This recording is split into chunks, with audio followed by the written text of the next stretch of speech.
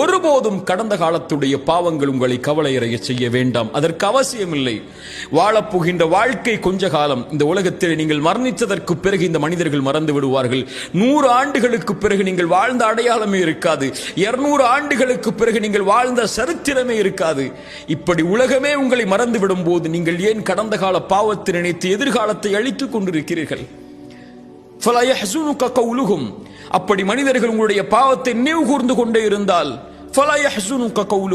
அவர்களுடைய வார்த்தை உங்களை கவலையடைய செய்ய வேண்டாம். இறைவன் அறிந்தவன் மறைப்பதையும் வெளிப்படுத்துவதையும். மனிதர்களுடைய வார்த்தையால் இறைத்தூதரை உங்களுடைய உள்ளம் நெருக்கமாக இருப்பதை நான் அறிகிறேன். என்னிடத்திலே வந்து விடுங்கள்.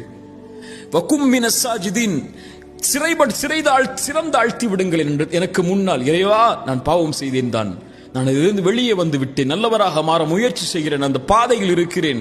ஆனால் மனிதர்கள் என்னை குறை பேசுகிறார்கள். என் பாவம் என்னை உறுத்துகிறதே அல்லாஹ், என் உள்ளத்தை திடப்படுத்து, உறுதிப்படுத்து என்று இறைவனிடத்திலே சரணடையுங்கள். இறைவன் உங்களுடைய கவலைகளை நீக்குவான். உங்களுக்கு எதிராக வரக்கூடிய வார்த்தைகளை இறைவன் ஒன்றுமில்லாமல் ஆக்குவான். லா தஹ்சன், கவலை அடையாதீர்கள் ஒருபோதும் கடந்த கால பாவத்தை நினைத்து.